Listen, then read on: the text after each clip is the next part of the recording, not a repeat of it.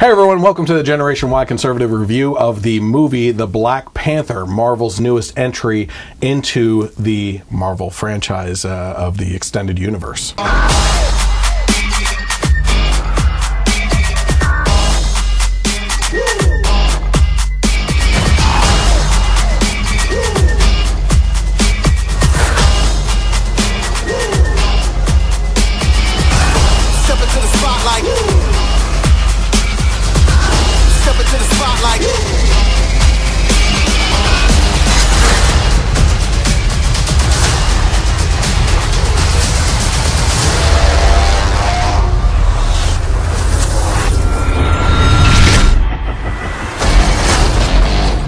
Okay, so we're going to talk briefly about the actors and actresses, what we thought of the cinematography, what we thought of the action scenes and everything without giving up any spoilers. We'll give our score, and then we'll get into the spoiler zone and talk about that then as well, okay? So why don't you go ahead and start off. What did you think about the acting? I thought they did a really great job. You know, it seems like, and I agree with this. Seems like the strong point for a lot of people was the villain. Michael B. Jordan did a great job. He had a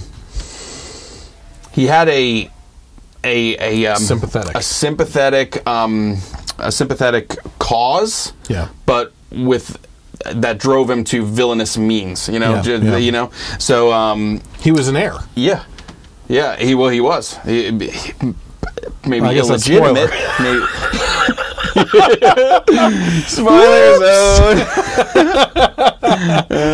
Yeah, exactly. But yeah, no, just his what he was trying to do, the reasons for what he was trying to do, all came from, you know, the atrocities that happened to his people and slavery and things like that. But he had much more of a I almost kind of thought it was more like a much more Malcolm X approach versus T'Challa's Martin Luther King approach, you know? Yeah. So, which is a recurring theme. I mean, if you look at the X-Men, that was the difference between Professor Xavier and Magneto. Oh, absolutely. Magneto was those characters were actually based off of the morality in attacking political issues like Malcolm X and Dr. King. Yeah. Well, let's go back. Okay. Well, we addressed Michael B. Jordan for a second here.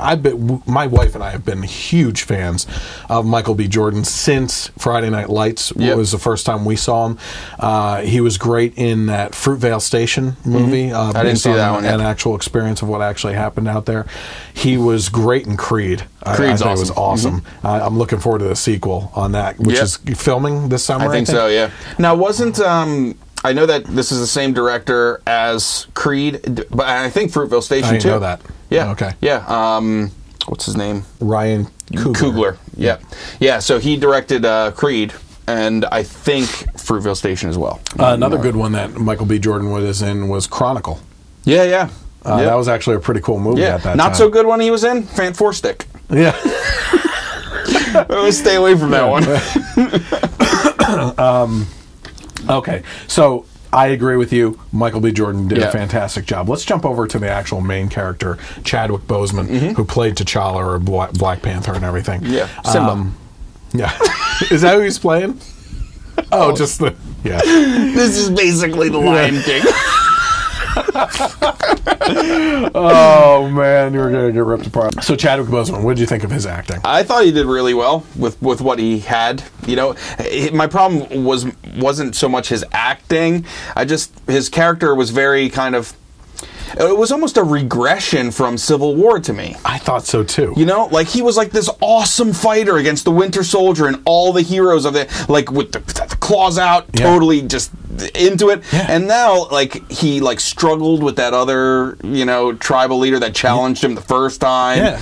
Barely won. It's kind of very tentative, you know. Screwed up catching the guy in. It almost seemed like he had more of an edge in Civil War. Yeah. In this one, he was like very timid. Yeah, and that happened before this one, so it's like he regressed. A week?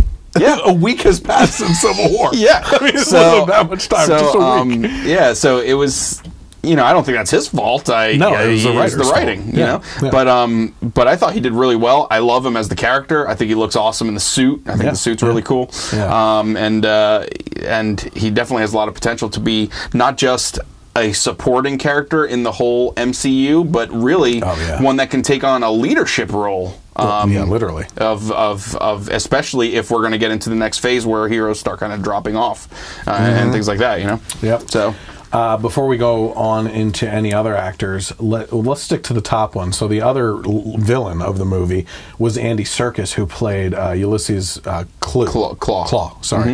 I thought it was Sebastian Claw. Where am I getting that from? Isn't that like from Inspector Gadget? Maybe. Dr. Claw? Yeah, I don't know. I'll get you, Gadget. Stroking the cat.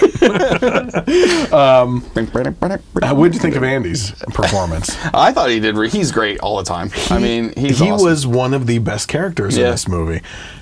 And we got to talk about him in the spoilers because I'm upset. Yeah. I'm upset. You know? He was, he was in... wasn't Civil War. It was Age of Ultron. Yep. Right? And he has this sense of humor that, like, you're in the middle of like action, like things going on, and he'll just stop it with his acting, right? Yeah. And he'll go on about the what's the fish that he talked about that scares him? Oh, I forget. Yeah, from Ultron. It like bedazzles you and everything. Yeah. And he goes off on that, and he did the same thing in this one too. When he's tied to the chair. When he's I love that interrogation. Scene. That was he great. was just great. And he's with like it. singing and stuff. Yeah, you know? You don't want to hear my awesome. mixtape. Yeah. And now people are demanding to hear his mixtape. Yeah, he was great. So he was great. Okay, so let's talk about supporting actors because I want to make this kind of go faster. Since we were with Andy Serkis, can we go to the other Tolkien white guy? Yeah, Freeman. Did you hear that meme? Martin Freeman, right? Bilbo and the Gollum, they're the Tolkien white guys. Tolkien, Freeman. Martin Freeman wasn't really in it too much, but I thought he played a really good part as the agent. Everett Ross. I feel like they're setting something up for him, though. Yeah. I almost feel like he's going to be like the new Coulson. Yes, you know. Yeah, that's a good point. I agree. I've liked him since the original Office. I really like him in the Sherlock series. BBC, he's great. Sherlock. That is really good. Okay, so let's go to Denai from Walking Dead. She's like I feel like the next biggest cool. character. I'll just go off of whatever you want to talk about. Yeah. So she was basically the military leader. Yeah. And it was all females. Yeah, female army. So a lot of people were really happy to see I guess a feminist topic of the movie was that the men and women were equally responsible in Wakanda or something like that. I didn't really see that. Like it still seemed like they had to, like the king usurped their orders and what they had to do. He definitely looked to them for wisdom on military action and stuff and like guidance. That. Yeah, but she did a fantastic job. And she awesome. She kicked butt. Yeah. Whether it's samurai swords in The Walking Dead or using a bow in this movie, where she was just flipping dudes all over the place, throwing wigs at people. Yeah, that was pretty good too. Yeah. So here's another one. Yep. Angela Bassett. Played T'Challa's mother, the queen of Wakanda. First of all, she's a very popular, very accredited actress, right? I am a big fan of the show that she's on right now, 911. Yeah, I've heard really people good really show. like It's a really good show, and she's the main character for representing the cops. She's a badass. I'll just say it. She's a badass on the show. You know, like no one screws with her. Even like white guys that are 2 feet, like 2 times taller than her. Like she gets up in their grill and they shut up. You know? So she has a great way of a presence on screen. And I think as the Queen of Wakanda in this movie, she did a really good job too. But she didn't really have any heavily weighted parts except for standing there and being emotional when he was getting the crap kicked out of him. And basically typical mother role. And then also betraying the laws and culture of her society, you know, just because things didn't go her way. You know, let's not forget about that. Make Wakanda great again. All the rules just go out the window if your son doesn't win. Yeah, exactly. Letitia Wright. Yep. Yeah, so, his sister. Yeah.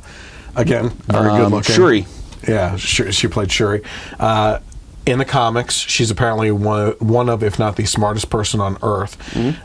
Uses the vibranium to make technology that's far more advanced than anywhere else on the planet. She's apparently smarter than both Bruce Banner and Tony Stark. Okay, so we're kind of both talked in the last podcast about how we're looking forward to those three kind of meeting with each other.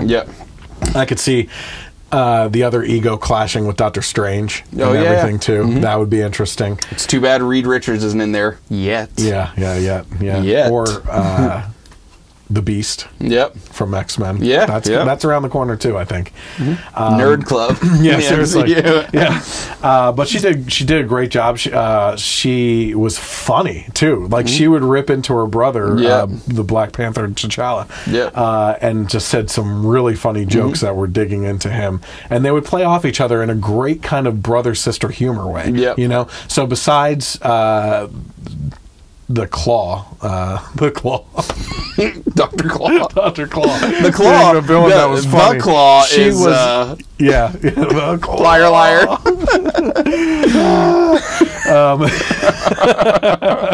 Besides his humor, I think she was the other comic relief that was also... I don't know, she played it off really well. I just really enjoyed watching her when she was on scene. And she acted great too. Yeah, she was one of my favorite parts of the movie. The other leading lady was Lupita Nyong'o. As his girlfriend? Nakia. Wasn't a fan. No? No. Yeah, I thought she was all right for what her character was. She was the social justice warrior of the movie. It seemed like she didn't want to stay in Wakanda because she thought she could do more good helping the people outside of it. And then, but they needed her for whatever, blah, blah, blah. They didn't really need her. No, they didn't, I guess. And, I don't know. I just wasn't a fan of her, of her acting. I felt she was kind of out of place the whole time.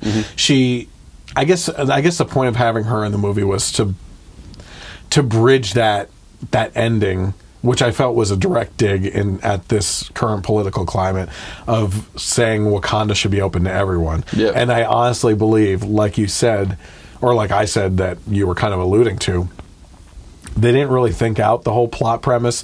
They're like, oh, let's do this whole premise that Wakanda should be open to everyone, and like an open border situation, the bubble's clear, and like let people in and share your advances in technology and everything. But they didn't think ahead that that's going to come back. The only way for them to really proceed with a Wakanda story is for a villain to get in that wasn't able to get in before because it had a barrier around it. So, like, their immigrant story is going to want to make Wakanda great again by the third movie, I swear. Mark my words. So, it's gonna backfire on them pretty good.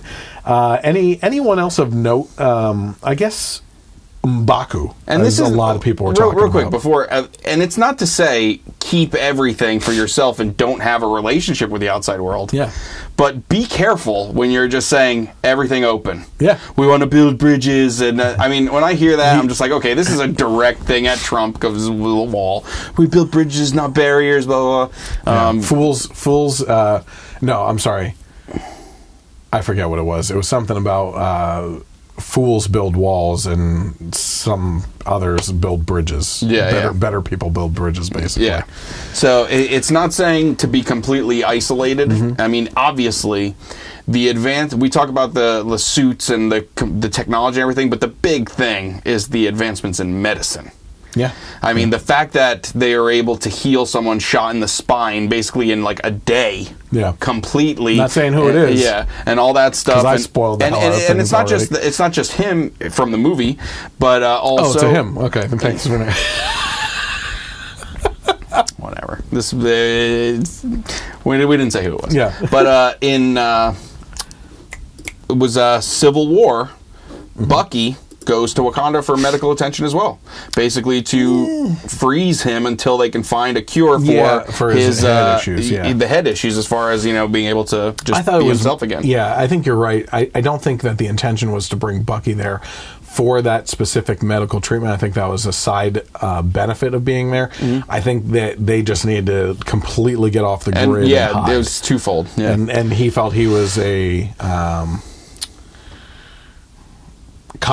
was in a compromising situation where they had to do something about him. You know what I mean? So M'Baku. is like apparently women are going crazy over M'Baku. He was the leader of the outcasted tribe, basically. His character was changed a lot from the comics, though. Oh yeah, why is that? Because he was Ape Man. That's what I heard. And was he literally had an ape costume, like wore an ape. Oh yeah, that wouldn't fly. Culturally insensitive. I think wouldn't fly a little bit. Listen. I think I was the only person in the theater that was kind of cringing when Everett Ross spoke up. Yeah. And they all just started. I was like, "Oh man, this is not a good look." Actually, that made a news story. Some political activists in the black community are saying that if a white person is speaking and you disagree with them, that you should do that. Okay. I'm like, oh yeah, just perpetuate the racist stereotypes on yourself. Okay, exactly. that makes perfect sense. For you. Yeah. So, what do you think of his character, though? Because I think that's cool. Yeah. It's just. I'm against you. I want to fight you to take over the crown. Okay, I lose. Okay, I go back to my thing. We're talking about. So we're basically talking about the collision of the Lion King and Game of Thrones. Yeah. But then it's like, I'm going to help you. Oh yeah, we got your guy here. We're keeping him safe, and we'll help you. No problem. It's like, well, I think that's because he spared his life. I can understand like the now I paid you back type thing. And, and everything. So those are basically the main characters, supporting characters around that. I think overall, Forrest Whitaker. Yeah, but he didn't really have a big part. He was like the, priest. He was the from the Lion King. Rafiki. Yeah. This has got a Lion King thing. Yeah. You're right. I am seeing more and more how bad this is. Oh my god, dude. T'Challa goes into the spirit realm, talks to his father up in the T'Challa. Everything you see that the light touches is yours. Wow, that's really bad. Tree of life in there and everything too. Okay, so supporting cast, I didn't really necessarily have a problem with any of the acting. Writing wise, you kind of alluded to it in the podcast that we just did. The only thing that made me cringe a little was like this whole push on the colonizers. Yeah, like you said. Yeah. And I'm like, okay, if they make a big deal out of this, it's going to go downhill from here. They brought it up. They said it times. Two or three times or something like that. Yeah. But they didn't like go into. The only one that really went into it was actually Michael B. Jordan in the museum. Yeah. Right, and you're sitting there, you're like, for crying out loud. When Shuri brought up, the colonizer, I'm just like, oh god. When Michael B. Jordan did it in the museum, to me that was more like, okay, we're seeing his motives, this is where it comes from and everything like that. And there are people like that in the world, so it didn't bother me that much. But then when it was just little things just getting thrown in, just to make a statement, that's when it was like, oh my god. Yeah, it almost takes you out of the movie for a second. And it's like one part that really bothered me, it'll save it for spoilers, because this would be a spoiler. Yeah. Okay, so let's go to cinematography. What did you think of the cinematography? I thought it was really beautiful, except some of the CG at the end of the movie was a little wonky. Sometimes when you have someone that's in a full CGI suit, it looks like a rubber unnatural person. Yeah, their movements aren't completely natural. But for the most part, I thought it looked great. Yeah. What I really liked about the movie in regards to the cinematography ties into this was if they took tribal Africa and mixed it with crazy high-tech technology. Right? And if you think about that, you're like, there's no way you could mix those two. But they did it. And that was really cool how they did that, They had the customs that were very traditional, but they were using very advanced weaponry and things to get around. One thing, though, that I want to... The advancements and the high-tech stuff, it was like just in their palace. There was a scene towards the end where him and the girlfriend are walking through the city, and the people don't look like a market. Yeah, they don't look like they're doing too great. You know what I mean? So I'm centralized government will do that to you. What's all that about? Where's all the high tech awesomeness? They're sitting on a mountain of vibranium that, let's be honest, according to the beginning of the movie, it's not a spoiler, it's right at the beginning, opening thing. It's a meteor that came from space and landed in their backyard. So they got incredibly lucky. They didn't like this. It's not like they got all these technological advancements just on their own with their own natural resources. They got lucky that vibranium landed in their backyard. And why are like all the rest of the citizens still just like like rundown buildings and the old market and stuff like that. I disagree. If you watch the flyover of the city and everything, it was very. It was a mix of the two types of materials. Yeah. I don't know. I have to watch it again. I'm not going to go back to the theater. You're saying Shuri's lab was a lot different. Oh yeah, definitely. Here we go. Okay. Score. What do you give it out of 10? I'll say. Keep in mind, bear in mind, right now, it is the best movie of all time on Rotten Tomatoes. Yeah, you know. We'll talk about that in a second. Give me your score first. Even considering my criticisms, I'll still give it an 8. I had fun. Okay. You know, I liked it, and I want to see it again. And I think he's a cool character, and I like him. I want to see him return to the type of character that he played in Civil War. Yeah, though. Yeah. So weird that he got a way more powerful costume. Oh yeah. But yet he seems like a crappier Black Panther than he was in Civil War, fighting against superheroes. He identified as a timid panther. Yeah. That's the Pink Panther. So yeah, the Pink Panther. That's the next villain. Pink Panther. Yeah. I was actually going to give it between a 7.5 and an 8. Yeah, I was thinking 7.5, but I liked it. I'm not going to have to give it an 8. In regards to the Marvel Cinematic Universe, where would you land this film in regards to the other ones? Oh man, yeah, I mean, I don't think it's like the best movie of the Marvel. You know, it's not even in my top 5. Yeah, I mean, I would put almost all the Avenger movies above it. Mm-hmm. Captain America: Civil War definitely above it. Winter Soldier definitely above it. The Guardians movies, are my favorites. Both Guardians movies would be above that. Yep. So we're already at 5 or 6 there, right? Actually, it's probably 7 or so. Yeah. Like at least one of the Iron Mans. Iron Man 1 was pretty good. I liked Iron Man 1. I love that movie. Yeah. It was probably because normally origin stories can be kind of boring, but it was fantastic. Yeah. But it did run into, and going into Iron Man 1 too, it runs into something that I think a lot of superhero movies do, especially Marvel ones, where the villain is just an evil version of the hero. Yes. You know? Yeah. Like, Killmonger's got a Black Panther costume, and it's just 2 Black Panthers fighting. Yeah. Iron Man and Ironmonger is just 2 Ironmans fighting. It's like, you know what I mean? Yeah, that is true. That is true. It's kind of funny. So we landed basically squarely on right around an 8 out of 10, but definitely not near the top of the Marvel movies. Yeah, right? yeah. But very good. I liked it. It was very good. I thought it was a fun movie. Yeah, even with my criticisms and saying that it's not within my top 10 of the Marvel movies, that's not like Marvel has just done a fantastic job with their cinematic universe, right? That I don't know.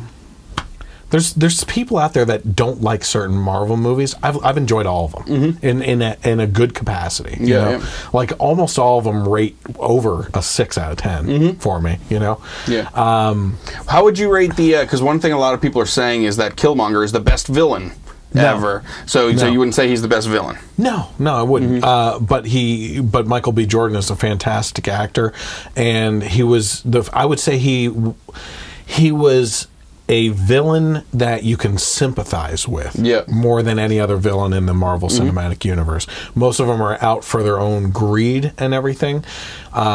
You sympathize with Killmonger because of... I sympathize with his cause.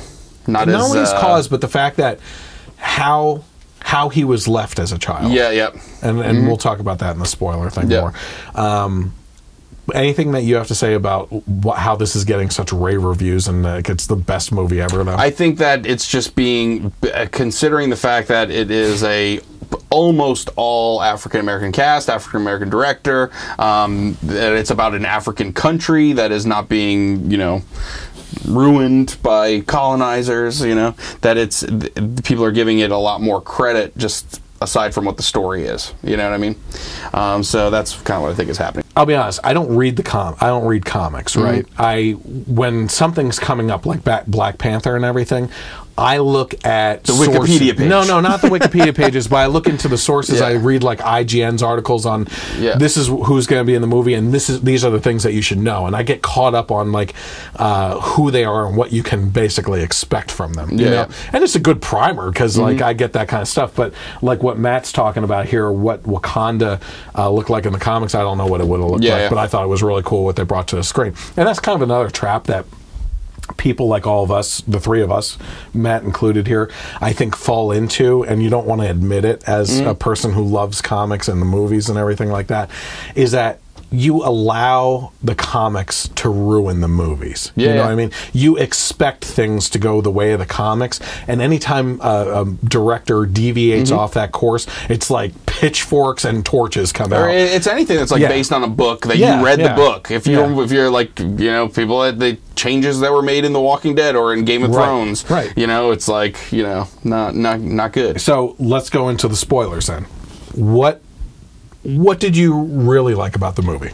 I liked the fight scene where he's on the car, you know, going through, was it South Korea, I think, that they were in? Yes.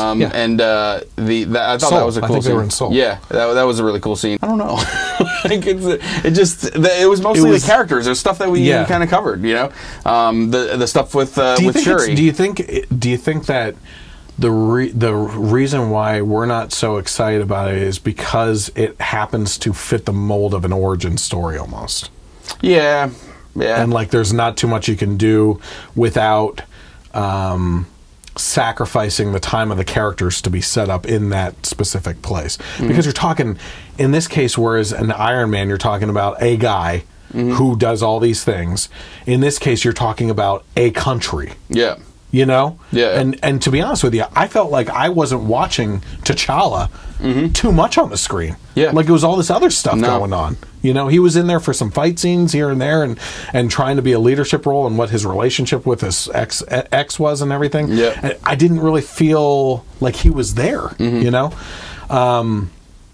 What I liked about the movie also happened to be what, besides the visuals were fantastic. What I liked was the villains. You know, again sympathizing with Killmonger or Michael B. Jordan's character. You feel for him because he was basically abandoned as a child when the king murdered his own brother. And I don't know, did he not realize? Did he not realize he had a son? No, I don't think he did. I think later on though he did. It seemed like he was left behind on purpose. You know? Yeah, maybe. I'm not sure, I don't but know. you sympathize with the kid because you're like, okay, this kid didn't have a mom there. Yeah, you know, and now he's left to fend for himself. And not only that, he's also the heir to the throne. Yeah, essentially. and so he's from Oakland. Basically orphaned at a young age in a poor neighborhood, and he goes on to go to like Ivy League schools, ace everything. They mention that like he was special forces. He went to special forces, was like a top assassin. Well, not an assassin, but every mark on his body was for a kill. Yeah, so he's but so he really I don't know when exceeded his environment. You know? So. I really liked Claw. Okay, I think his sense of humor is fantastic, and I think what I'm upset about the most with this movie is I think that Claw could have been a constant antagonist on Wakanda for the whole series. Yeah. You know, like he doesn't have to be the main villain. Yeah. But the fact that he's an arms dealer, that he has access to vibranium, that he did his own hand into a weapon and everything, like he could be a constant attack, just a pain in the rear end, and the sense of humor or the comic relief that's like helping the actual villains get to Wakanda, arm them, and just be a constant pain in the butt. Yeah. And they kill him. Yep. You know, like they kill him and Killmonger. Like they kill Marvel's not too keen so far on killing off villains, really. Yeah. I guess they do. Yeah. Yeah, like they do. In the Iron Man movies, they kill them off, and except for the fake Mandarin and everything. No. We won't go back in that movie. Jeez. But yeah, I was a little upset that they killed him off. I think that you're right. The Soul scene was really cool, where they're kind of doing the fight scene on the car. Oh man, I'm trying to think. There wasn't. It just was bland to me. Yeah, like there weren't many memorable things. It was beautiful. It was good acting, but it wasn't like pieces that stuck out to me. When you are going to see a superhero movie and the title character, you don't have a lot of things where you're like, oh, when Black Panther did that one thing. Yeah, like there's not that much from him. No, you know, he gets in 2 fights. almost loses one, loses the other, gets saved by his mom. Yeah. Like, you know, basically without that flower thing too, he doesn't have his power, and he, you know, it's I don't know. I know where he do you was go just with so much cooler in Civil War. Yeah, yeah. Like when Civil War came out, I was like, oh man, Black Panther was amazing. I can't wait to see his movie, and it was good. I stand by my 8, you know, but it was just like the parts with him. Like he was like the least cool part about the movie. Yeah, I think they failed on the writing end for the Black Panther character. Yeah, I mean, his sister was cooler. His guard was cooler. The villains were cooler. The secondary villain was cooler.